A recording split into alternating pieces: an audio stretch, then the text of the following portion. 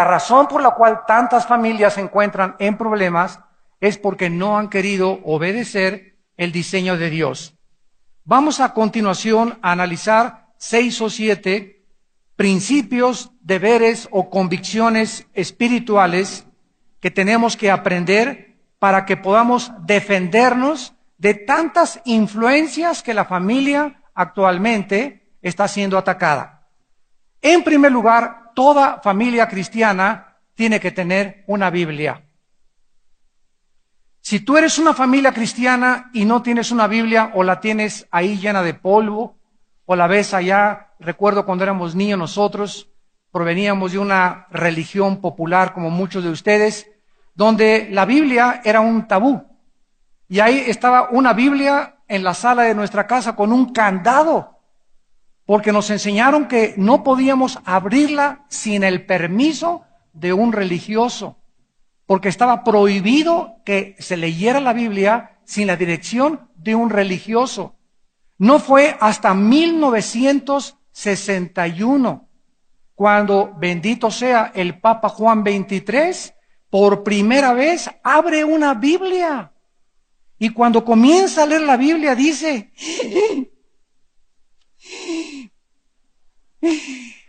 se comienza a sorprender de que las enseñanzas de la Biblia eran para todas las personas y que necesitábamos solamente la presencia del Espíritu Santo en nuestra vida para que pudiéramos comenzar a leerla y a entenderla. Y de 1961 hasta nuestros días, Roma permitió que las Biblias se leyeran por todas las personas. Y gracias a Dios que hay muchísima gente ya de esta religión que ya está leyendo la Biblia, tienen estudios bíblicos y están comenzando a entender qué es el cristianismo.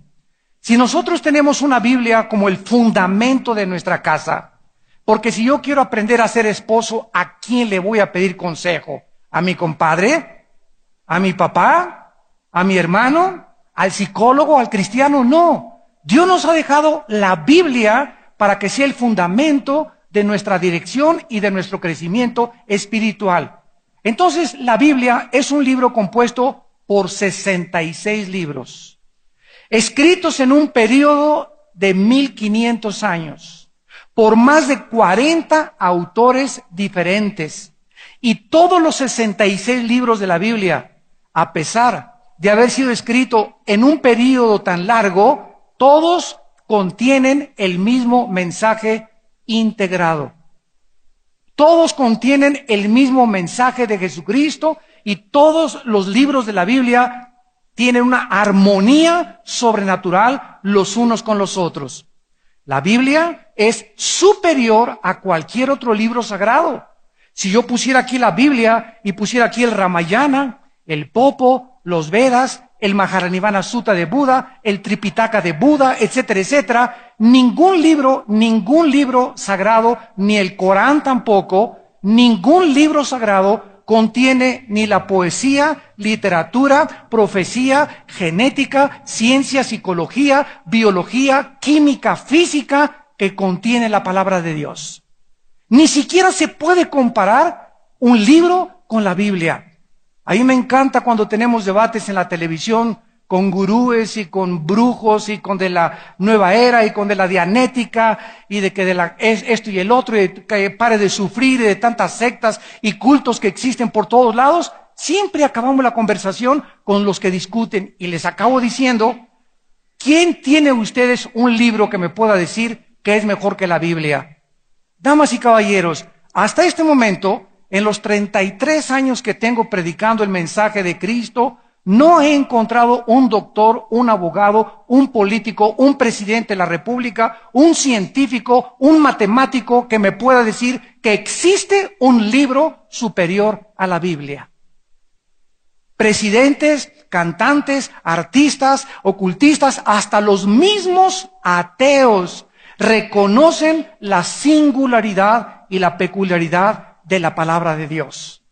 Ahora, ¿por qué es tan importante que nosotros sepamos y conozcamos la Biblia? En 2 de Timoteo, capítulo 3, versículos 16 y 17, dice la Biblia, toda la Escritura o sea, desde el Génesis hasta el Apocalipsis, toda la Biblia es inspirada por Dios. ¿Qué significa la palabra inspiración? Significa esto: que Dios sopló dentro de Pablo, dentro de Pedro, dentro de David, dentro de Ezequías, dentro de los autores de la Biblia. Dios estaba soplando dentro de ellos sus pensamientos de Dios, porque estos pensamientos y este sistema integrado filosófico espiritual no pertenece a la dimensión humana. Entonces, cuando David estaba escribiendo el Salmo 22, por ejemplo, sobre mí echaron suertes, Dios mío, ¿por qué me has desamparado? 1000 años antes de que Cristo naciera, David estaba escribiendo las palabras que Cristo pronunció cuando estaba crucificado. ¿Quién fue el que le dijo a David que estuviera escribiendo lo que iba a suceder 1000 años después? El Espíritu Santo. Toda la Escritura es soplada por Dios, inspirada por Dios, y escuchen lo siguiente: y además es útil para enseñarnos. ¿Qué nos enseña la Biblia? El camino que debemos de caminar. Número 2, es útil para redarguirnos. Esto significa, nos enseña cuando nos hemos apartado del camino. Número 3, es útil para corregirnos. Nos enseña cuando nos salimos del camino, cómo regresar al camino. Y todos nosotros, muchas veces en nuestra vida, nos hemos salido del camino. Porque la Biblia dice que somos imperfectos y que Dios tiene misericordia de nosotros, y cuando el justo cayere, no se quedará tirado, porque Jehová sostiene su mano.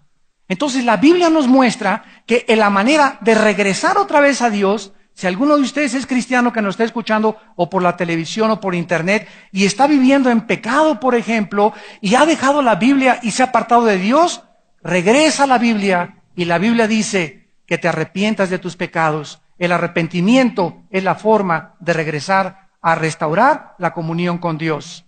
Y la Biblia nos dice que es útil también para instruirnos. O sea, nos enseña cuál es el camino, cuando nos salimos del camino, cómo regresar al camino y cómo mantenernos en el camino.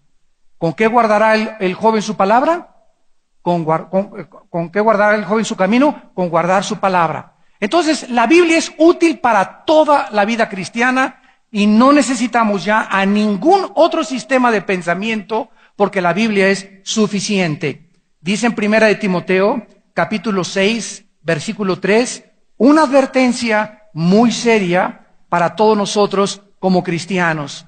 1 de Timoteo 6, versículo 3, versículo 5. Dice así la Biblia: si alguno enseña otra cosa, si alguno escuchas en la televisión, en la revista, en algún libro, que enseñe alguna otra cosa que contradiga la Biblia y no se conforma a las sanas palabras de nuestro Señor Jesucristo y a la doctrina que es conforme a la piedad, está envanecido. ¿Por qué? Porque son personas que se creen más inteligentes que Dios. El conocimiento envanece cuando no es Dios el autor de ese conocimiento. Están envanecidos. Número 2, nada saben. O sea, hablan barbaridades. Es increíble cómo en las películas, cómo en la televisión, cómo en el internet, vemos tantas barbaridades que dice la gente acerca de Dios, acerca de Cristo. Si no ir tan lejos, el Código Da Vinci, que escribió este señor Brown, que Jesucristo era amante de María Magdalena. Al ratito van a decir que también era amante de Shakira. Y luego que por ahí apareció un evangelio de Judas, quién sabe qué. Al ratito va a aparecer también el de Juan Diego.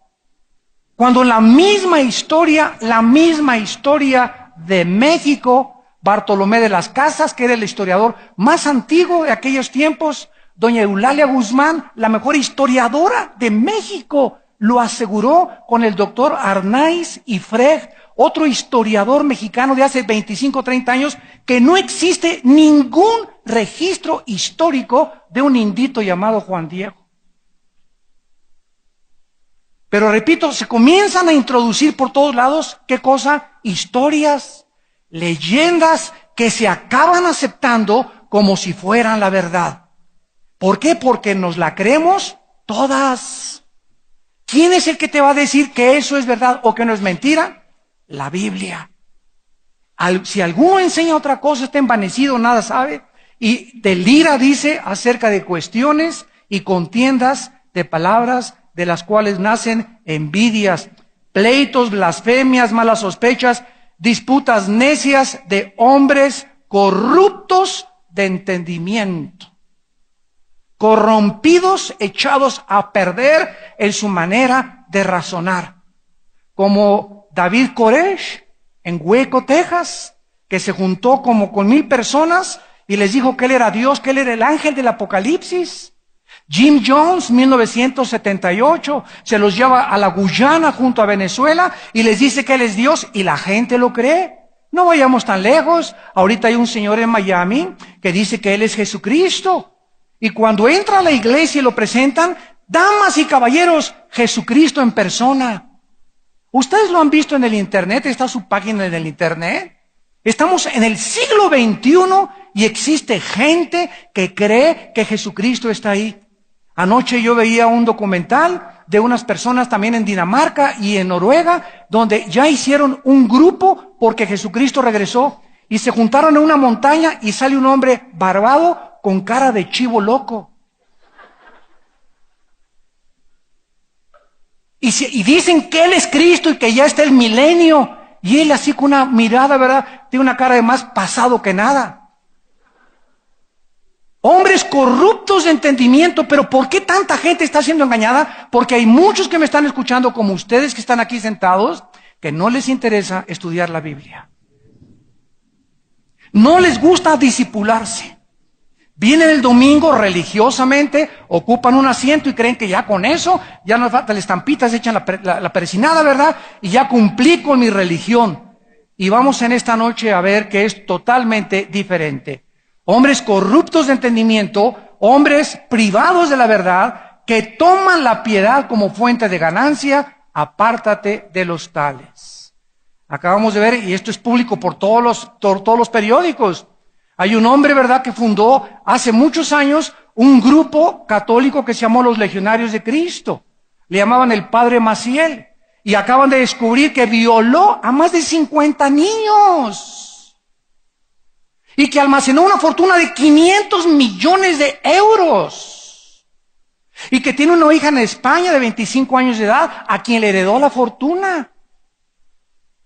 Pero ¿por qué siguieron a estos hombres? ¿Y por qué los tenían como santos? Porque no conocían la Biblia. Esta es la razón por la cual somos responsables, damas y caballeros, de que nosotros de veras tomemos en cuenta en nuestra casa la palabra de Dios. La Biblia nos dice en Colosenses 2:8, miren que nadie los engañe con filosofías. O sea, cuídate de cualquier sistema de pensamiento, que los ovnis, que los gurús, que en el Himalaya, que el Triángulo de las Bermudas, que esto y que el otro, y que las apariciones, y que la Virgen se apareció en un buñuelo.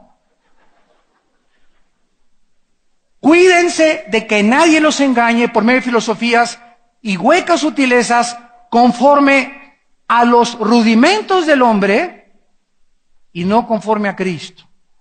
Entonces, una familia cristiana, sobre todo el padre, que tenemos la responsabilidad, tenemos que tener cuidado qué clase de revistas, qué clase de libros entran a nuestra casa. ¿Qué está leyendo mi hijo? ¿A qué cantantes y qué música están oyendo nuestros hijos? ¿Qué programas de televisión les estamos permitiendo ver? Todas estas cosas forman parte del liderazgo de un hombre de Dios y de una familia cristiana. La Biblia nos previene contra la evolución. Si tú mandas a tu hijo ahorita a la secundaria, a la prepa y a la universidad, ¿qué les enseñan? Que venimos de chita, que venimos de los changos, que somos el resultado de una evolución, una selección natural. Y precisamente, como le dije a un maestro, Ustedes les enseñan que venimos de los changos, ¿y por qué se enojan que se porten como changos? Si realmente somos animales más evolucionados, entonces, ¿por qué no es un crimen matar a un perro? ¿Por qué no meten a la cárcel y le echan 15 años de prisión a alguien que mató a un perro? Yo le pregunté a un abogado jurista eso y no me pudo contestar. Es que es un animal. Oye, ¿tú crees en la evolución? Claro que sí, me dice. ¿Eres ateo? Claro que soy ateo. Entonces los animales son iguales a nosotros. Somos animales más evolucionados. ¿Por qué no es un crimen también sentenciar a una persona que mata a un caballo?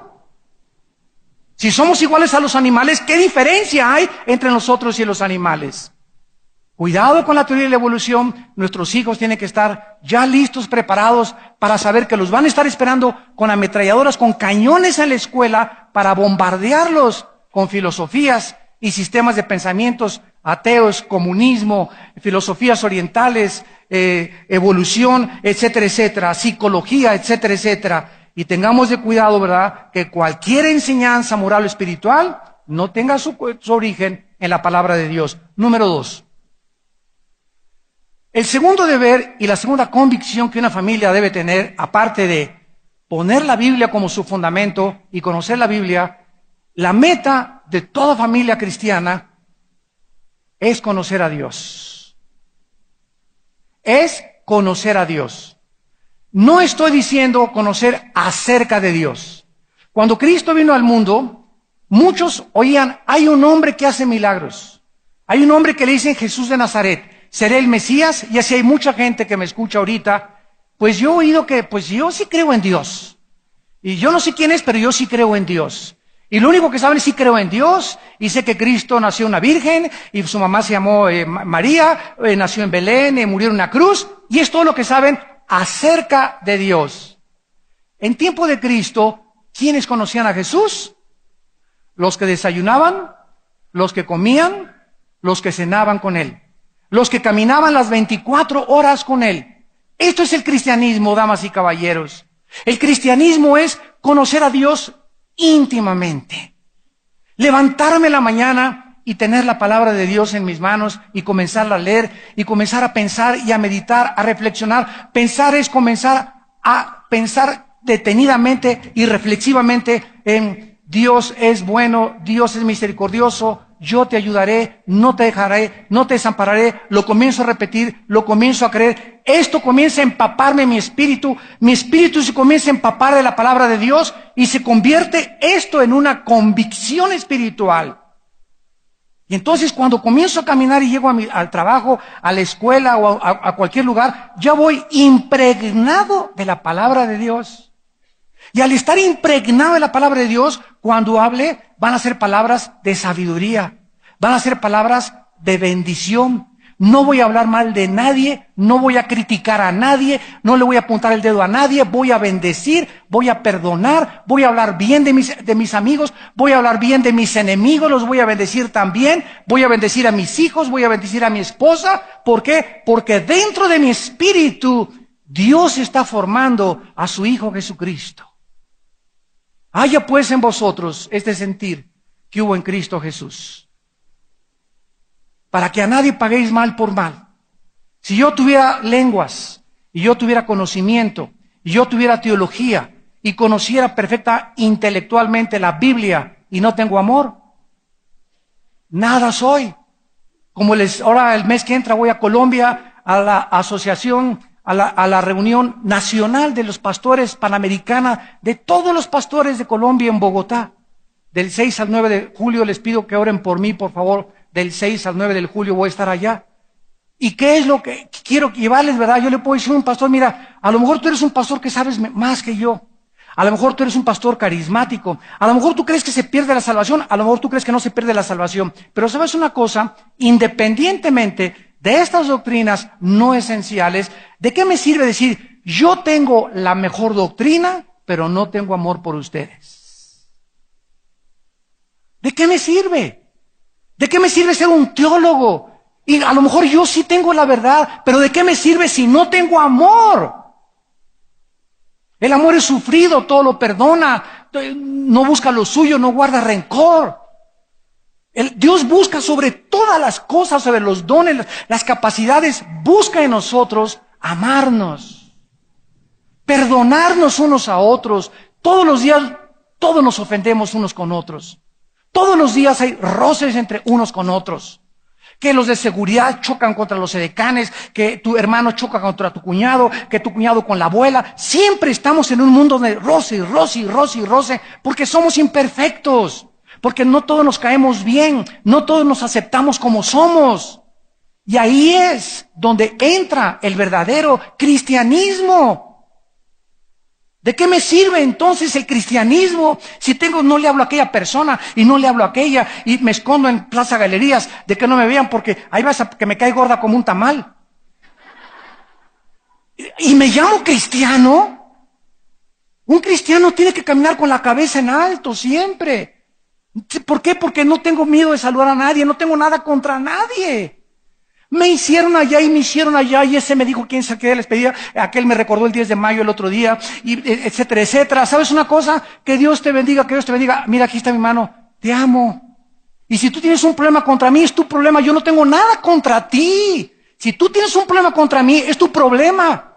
Pero yo quiero estar limpio, de no tener nada contra nadie. ¿Por qué? Porque es Dios, el juez, y el que se va a encargar de esas personas. No toméis la justicia vosotros, amados míos, dejad la venganza a mí, dice el Señor. David no se atrevió a ponerle una mano al rey Saúl. ¿Qué pasó con David? Con el rey Saúl comenzó la envidia, los celos por David, y ahí los demonios se apoderan del alma humana. Y ya no pudo librarse Saúl de esos demonios.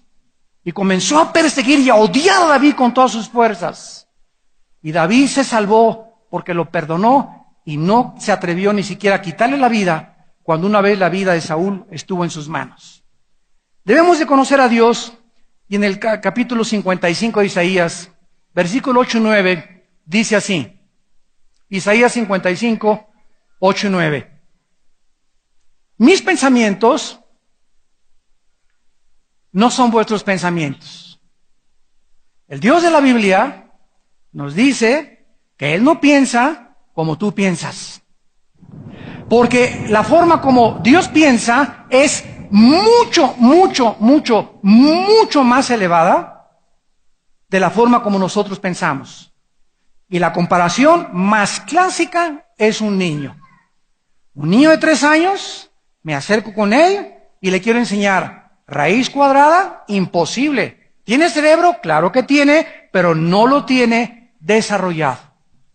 El niño alcanza los 15, 18, 20 años de edad y comienza a entender por el desarrollo de su cerebro y de su intelecto. Entonces, cuando nosotros somos cristianos, es un crecimiento para comprender más y más y más a Dios. Dice Dios, como son más altos los cielos que la tierra, mis pensamientos más altos que vuestros pensamientos. Síganme con mucho cuidado. Cuando nosotros comenzamos a pensar como piensa Dios, comenzamos a caminar en los caminos de Dios. Y cuando comenzamos a caminar en los caminos de Dios, llegamos a nuestro destino. ¿Me siguieron? La importancia de comenzar a entender cómo piensa Dios es para caminar en los caminos que Él camina. Yo no puedo caminar en los caminos de Dios si no lo entiendo. Pero cuando comienzo a entender a mi Dios, al Dios de la Biblia, y lo comienzo a estudiar en la palabra, comienzo a caminar en sus caminos, y todos los caminos de Dios son sendas de justicia, de verdad y de amor. Y siempre llegaremos a nuestro destino y todo lo que hagamos nos saldrá bien. ¿Saben ustedes qué significa la palabra prosperar? La palabra prosperar tanto en hebreo como en griego significa salir adelante, avanzar. ¿Por qué hay tantos cristianos que ahí están?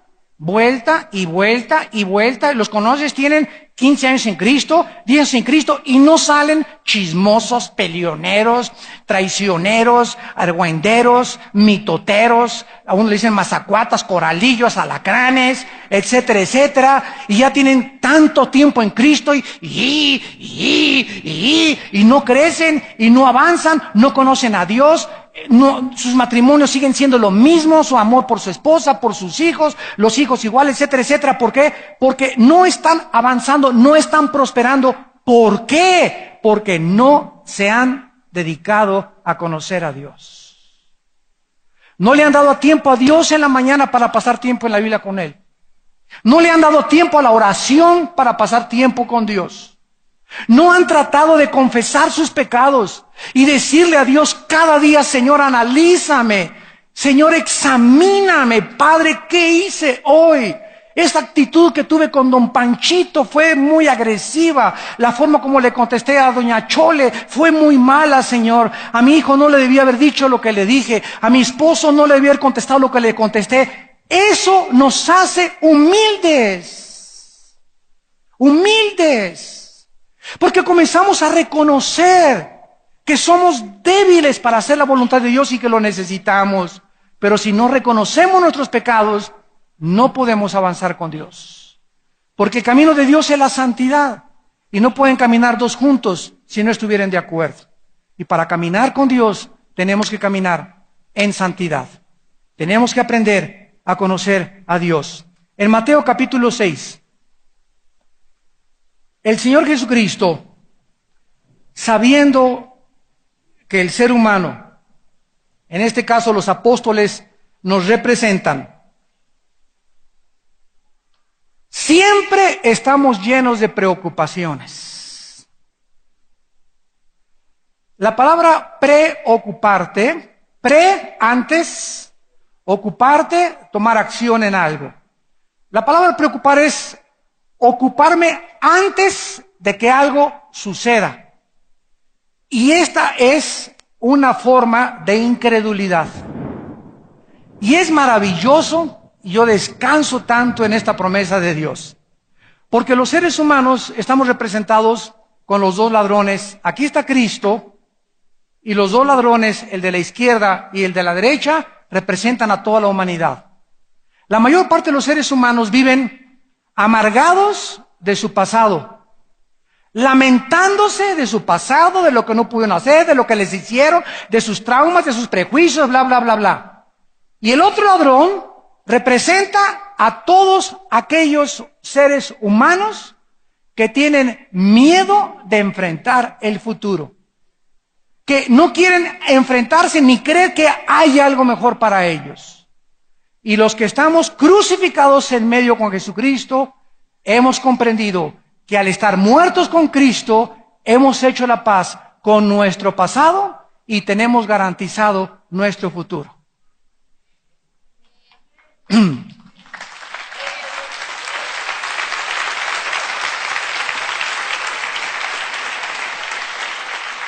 Mateo capítulo 6, versículo 25.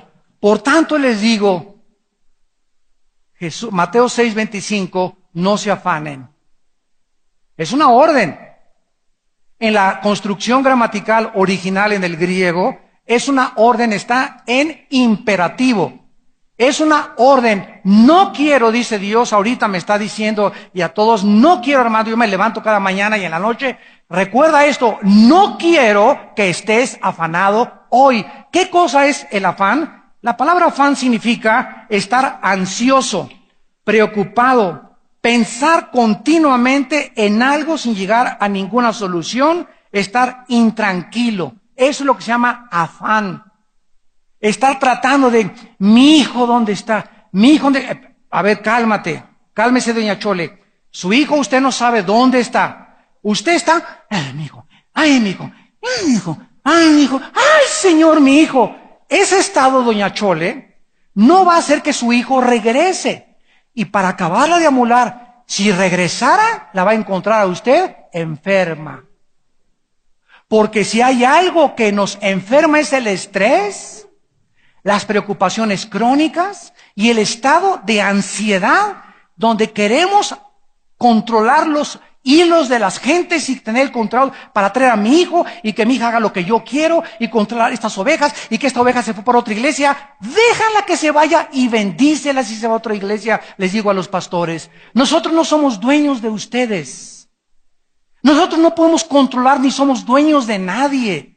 Si alguien se fue, a lo mejor Dios la va a bendecir y si no regresa, pero no somos dueños de nadie, no tenemos por qué preocuparnos por eso. Mientras se van 5, regresan 15. Y hay competencia entre los pastores y entre las iglesias y que por ahí y por allá. Esto es ridículo a la luz del cristianismo. Las ovejas son de Dios. Él las ganó en la cruz con su sangre.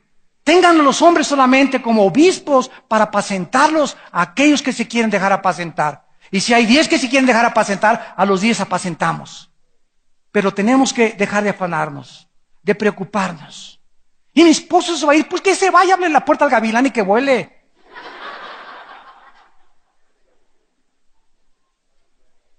Por nada estén afanados. ¿Qué significa por nada? Que no haya absolutamente ninguna preocupación en tu vida que en este momento te esté robando tu paz. ¿Me escuchaste? Estos son los pensamientos de Dios, obedécelo. Señor, para confiar yo ahorita en este momento de que no me debo de preocupar, que está en tus manos echando mi ansiedad sobre de ti, necesito tener fe en ti. Porque para confiar en Dios necesitamos fe. ¿Y de dónde viene la fe? La fe es por el oír y el oír por la palabra de Dios. Entonces, cuando nosotros comenzamos a conocer a Dios y a leer a Dios y a afianzarnos en las promesas de Dios, yo todos los días en la mañana me repito Isaías 41:10.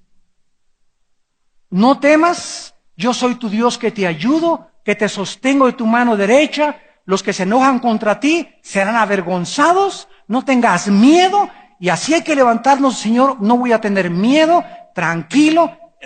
¿Alguna cosa, estoy ansioso ahorita, la puedo resolver yo? No hay nada que yo pueda resolver, Señor. He hecho mi ansiedad sobre ti. Tú no quieres que yo esté afanado, ¿por qué? Porque cuando estamos afanados, escúcheme, cuando estamos viviendo estresados, no podemos oír la dirección del Espíritu Santo a través de la Biblia. Imagínate que vengas a la Biblia así.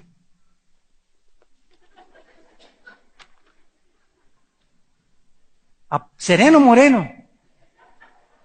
Primero el Espíritu Santo te dice, ¿verdad? Don Pancho, tranquilízate, ya que dejes tu temblorina, comienza a alabar a Dios, ¿no? Señor, es que mi hijo, Señor, y es que mi consejo, ayúdame. Y luego, como quieren que así no encuentre respuesta de Dios, vienen con los pastores y nos toman como dioses a nosotros mucha gente. Écheme su bendición, patroncito. Ya ratito no da pie que les echemos un poquito de agua también. ¿Por qué? Porque no conocen a Dios, no entienden que no es la manera de acercarse a Dios. No se afanen por vuestra vida, qué han de comer, qué han de beber. Busquen, Mateo 6:33, búsquenme a mí y les garantizo que nunca les va a faltar nada. Todas las demás cosas que yo sé que necesitas para la escuela, yo sé que necesitas un aumento de salario, yo sé que necesitas dinero para tus hijos, ropa para tus hijos, yo sé que necesitas ir ahora en octubre al seminario Acapulco de matrimonios y ahorita no tienes dinero. Yo quiero bendecirte, yo quiero que vayas a Acapulco, yo quiero que vayas a esos seminarios, yo quiero... El que no escatimó a su hijo, ¿cómo no nos dará todas las cosas? Pero no las tienes porque no me buscas. No me buscas. Te levantas como Pepita en comal. Desde que te levantas, el café, luego, y por todos lados, y esto y el otro, y enojado, y llegas a la casa de tu trabajo, y chamaco, quítese de aquí, y siempre de mal humor, y siempre enojado, siempre enojada, etcétera, etcétera. Hablas y tijereteas, y cuando hablas veneno te sale de tus labios, como sepulcro abierto es tu garganta. ¿Por qué? ¿Por qué? Porque no buscas a Dios, porque no tienes comunión con Dios, porque no hay paz en tu vida. Y esa paz es la que nos hace vivir de victoria en victoria. Y es la que nos lleva a nuestro destino. Ninguna persona estresada llegará nunca a la meta. En tercer lugar, el tercer deber de un matrimonio es nuestro cuerpo. En 1 Corintios 6, 19 y 20, la Biblia dice que nuestro cuerpo es el templo. Antes de Cristo, Dios escogió habitar en edificios. Primero estuvo en el huerto del Edén, Después le ordenó a Moisés un tabernáculo. Y después Dios en Ezequiel capítulo 8, 9 y 10 se sale del tabernáculo. Los querubines lo escoltan a Dios, se hacen a los lados. Y la presencia, el Shekinah, la gloria de Dios, abandona el edificio, el lugar santísimo, hasta que Él regresa otra vez y se mete en el cuerpo de María, para que María engendre de ella al Hijo de Dios. Y cuando nace el Hijo de Dios de María, esa gloria que habitó en el Shekinah en el Antiguo Testamento, ahora comenzaba a caminar como un ser humano. Y vimos su gloria, gloria como del unigénito Hijo del Padre, lleno de gracia y de verdad. Y Cristo comienza a caminar entre los seres humanos porque Él era la gloria de Dios. Y Él comienza a decir, el que me ha visto a mí, ha visto al Padre. Cristo sube al cielo y les dice a los discípulos, es necesario que yo me vaya para que yo les mande al Espíritu Santo. Y cuando Cristo sube, 50 días después, la palabra Pentecostés significa 50, el Espíritu Santo llega al mundo a habitar nuestros cuerpos para convertir nuestros cuerpos en el edificio, en el envase, en la casa de Dios, hasta que Él regrese por nosotros. Nuestro cuerpo ahora es de Dios y ya mi cuerpo no es mío. Ya no puedo comer lo que yo quiera, no puedo tener relaciones sexuales con los que yo quiera, no puedo desvelarme, no puedo comer lo que yo quiera porque no es mío.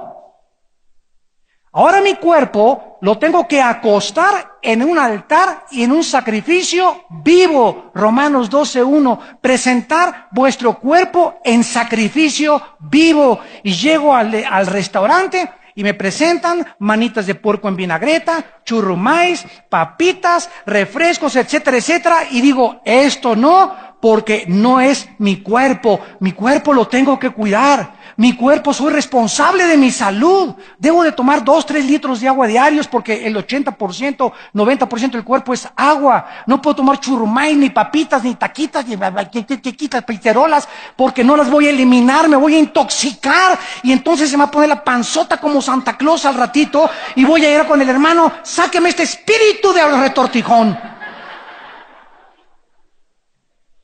Y luego encontramos en muchas iglesias, y comenzamos a creer que esa persona toma el lugar del Espíritu Santo cuando muchas personas no tienen por qué ser sanados, porque viven en rebelión contra las leyes de Dios.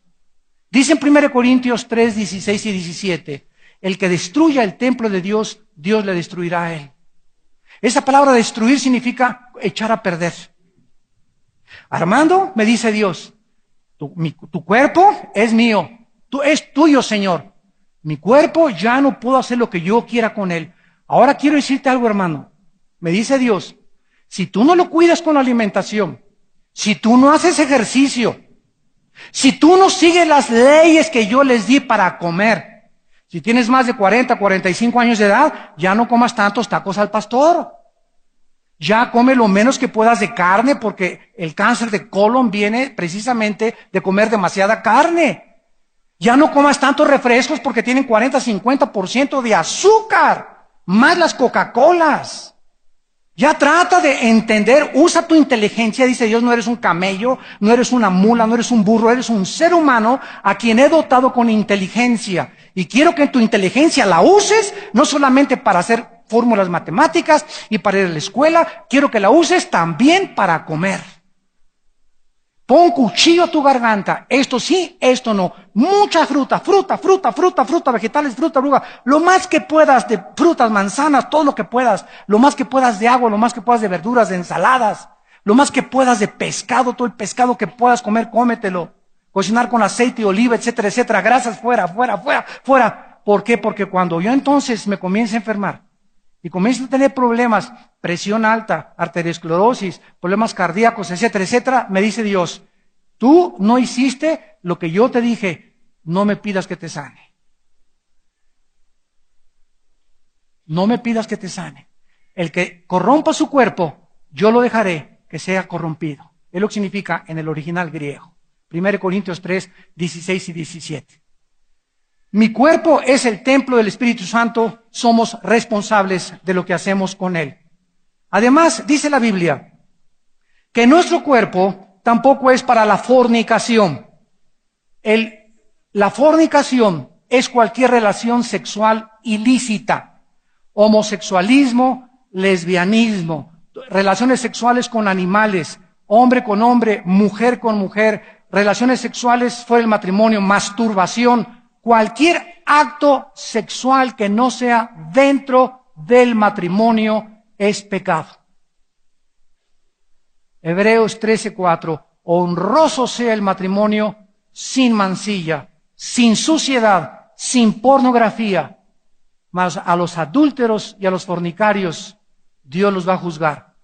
Colosenses 3:4 y 5, que ninguno de ustedes se encuentre haciendo, ¿verdad?, inmundicia, ni adulterio, ni fornicación, cosas por las cuales la ira de Dios viene sobre los hijos de desobediencia. En otras palabras, nos dice Dios en esta noche, ¿me quieres hacer enojar? ¿De veras quieres que me enoje contigo? Nos dice Dios, mis pensamientos te voy a revelar. Lo que más me hace enojar es tu inmoralidad. Si quieres que me enoje contigo, vive una vida inmoral. Y tú puedes vivir una vida inmoral y acostarte con tu novio o con tu novia, o irte de adulterio, o tener relaciones extramaritales, y venir a la iglesia y creer en tu engaño que sigues bien con Dios. Pero el hacha ya está puesta a los árboles, y todo árbol que no da fruto será cortado. El juicio de Dios pende sobre tu vida. Dios odia la inmoralidad, porque nuestros cuerpos son templos del Espíritu Santo. Y finalmente, el cuarto deber que nosotros debemos de tener dentro de nuestra vida familiar es nuestro dinero. ¿Me escucharon bien? Nuestro dinero. En el momento en que se habla de dinero, muchos, ¿verdad?, levantan ya la parabólica y se ponen en una actitud de preventiva por la forma en que muchos han desprestigiado la forma de pedir ofrendas.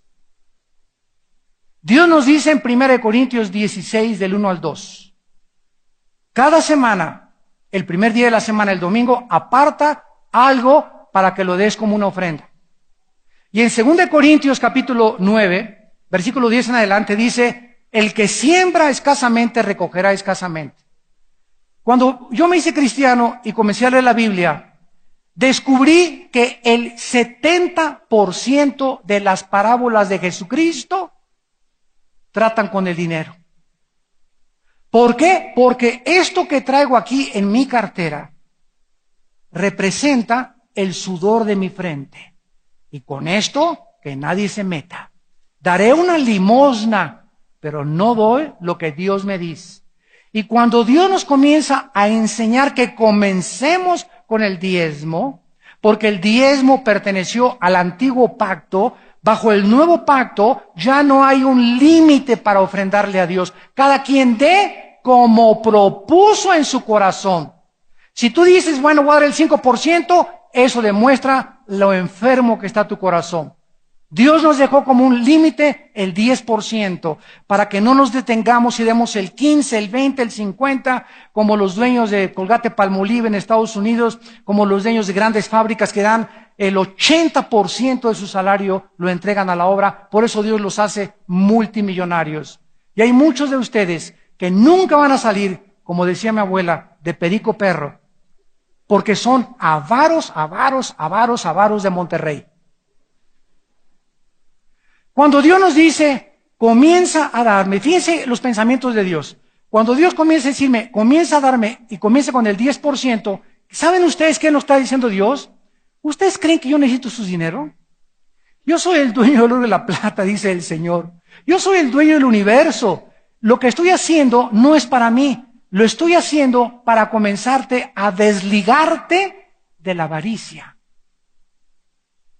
Porque si me quieres seguir a mí, tienes que ser generoso, porque yo di, no dinero, yo di a mi Hijo Jesucristo. Porque de tal manera amó Dios al mundo que nos hizo millonarios. ¿Eso dice la Biblia? De tal manera amó a Dios al mundo, y vean ustedes, Dios es un Dios que da. Y si nosotros somos sus hijos, tenemos que ser gente desprendida, generosa hacia su reino. Y es la ley de la naturaleza. Las vacas dan leche, los árboles dan fruto, las mujeres dan a luz. Dios nos dio a su Hijo. Todo en la naturaleza y todo nuestro alrededor es dar, dar, dar. Las personas más miserables, los árboles más secos, los animales más tontos son aquellos que son infértiles, aquellos que están secos y aquellos que viven para sí mismos. Como decía la famosa Madre Teresa en Nueva York, yo aprendí cuando tenía 16 años de edad y me quise ir de monja a la India, que al darme, no dar dinero porque no tengo, dice la Madre Teresa, al darme yo hacia los demás, encontré la felicidad. ¿Quiénes las personas más miserables en esta vida? Las personas avaras, las personas egoístas, las que debajo del colchón, y debajo del colchón, y debajo del colchón, y voy al millón de pesos, y ahora tengo 2 millones de pesos, no, pero tengo que llegar ahora a 3 millones de pesos, ahora 4 millones de pesos, y con eso comienzan a creer, ya tengo asegurado mis próximos 15 años, otro millón para asegurarme los próximos 40 años, cuando, ¿qué es de tu vida cuando hoy mismo, saliendo de aquí, ¡pum!, un ataque al corazón y te pintas? Una embolia cerebral, una bala perdida, niños en Cuernavaca, niños en Monterrey, que están siendo muertos por todos lados en la guerra y la violencia que hay en México, que niños como el de la frontera ahí entre El Paso, Texas, de 12 años de edad, ¿quién se iba a imaginar que ese niño iba a morir de un balazo en la cabeza a las 12 del día? Tu hijo puede morir de la misma forma, yo puedo morir de la misma forma. No tenemos comprado nuestra vida. No te afanes por tu vida. Vive hoy. Vive hoy para, si puedes darle a Dios, darle a Dios hoy. Porque una familia cristiana es una familia generosa. Gracias a Dios que envíanos para el mundo. No es solamente esta iglesia, estas 4 paredes. Hemos llegado a más de 59 naciones. Y estamos dándonos con todas las naciones. Sostenemos a más de 85 familias. Lo que tú das de ofrenda ayuda a sostener a más de 85 familias, secretarias, edificios, rentas, vehículos, transportes, aviones, misioneros en Italia, misioneros en Denver, Colorado, misioneros en España, misioneros en Jerusalén, la casa hogar que acabamos de abrir en Jerusalén. ¿Por qué? Podíamos juntar así, ver el dinero, para mí, pero es para dar, para bendecir al mundo. Dios nos ha dado lo suficiente para bendecir a los demás. Tú no puedes ser avaro. Busca mi reino y yo te voy a dar, dice el Señor, todas las cosas por añadidura. La familia cristiana es un pedazo de cielo en esta tierra. No hay peor cosa comparada al infierno que una familia dividida. Una familia que no oran juntos. Una familia donde no hay amor entre él y ella. Viven bajo el mismo techo, divorciados emocionalmente hace 5 o 10 años. Donde los hijos no forman parte del núcleo, no conocen a su papá. Su papá no tiene tiempo para platicar con ellos. La mamá no tiene tiempo para leerles la Biblia ni orar con ellos antes de acostarse. Es una familia que comienza a desintegrarse, a corromperse, porque abandonamos los principios que nos ha dejado para que en esta corta vida seamos felices. Y no hay mayor felicidad, ni el tesoro más grande que podamos tener que una familia. Démosle gracias a Dios los que tenemos una familia cristiana, porque nada se puede comparar con ello. Y la felicidad más grande que podamos encontrar en esta vida es mañana domingo salir a un día de campo con mi familia. Comer mañana con mis hijos y con mis nietos. Salir el miércoles e irme a ver un partido de fútbol con ellos. Irme al cine con mis hijos algún día. Y tomarme un café con mi esposa 1 hora a la semana y platicar con ella. Esos momentos son los más felices y los que más significancia tienen en nuestra vida. No es la cantina, ni la pornografía, ni las telenovelas cochinas y vulgares, inmundas que están ahorita pasando. Eso no es la felicidad. Eso va a corromper tu familia y va a comenzar a desmoronar tus convicciones cristianas. ¿Cuántos de ustedes en esta tarde no quisieran invitar a Dios a sus vidas? ¿Cuántos de ustedes en esta tarde quieren arrepentirse de sus pecados y decirle a Jesucristo: Señor, te queremos conocer? Perdona nuestra vida, perdona la forma como hemos vivido, quiero comenzar a caminar una vida nueva al lado de ti. Ahí de sus lugares, inclinen su cabeza. Y con todo tu corazón, si tú quieres en esta tarde invitar a Dios a tu vida, al Señor Jesucristo que vino a representar a su Padre y a dar su vida por nosotros en una cruz, dile estas palabras de lo más profundo de tu corazón. Señor mío y Dios mío, te pido perdón por mis pecados. No conozco tus pensamientos ni tus caminos. Quiero comenzar a aprender a conocerte. Quiero tener convicciones profundas en mi vida para que yo como varón de mi casa pueda guiar a mi familia por sendas de justicia, por amor de tu nombre. Para que yo como mujer en mi familia, mis hijos puedan ver en mí el amor que le tengo a su Padre, el respeto que tenemos a ti, Señor, y el amor que le tenemos a la palabra de Dios. Te doy gracias, Señor, en esta tarde por perdonar mi vida, porque creo que en la cruz pagaste por mis pecados con tu sangre preciosa. Te pido que entres a mi corazón como mi Señor y mi Salvador, y que me des el poder de formar una familia cristiana. En el nombre de Jesús. Amén. Gracias a Dios por este privilegio que Dios te ha dado esta tarde, de invitarlo por primera vez a tu vida. Gracias a Dios.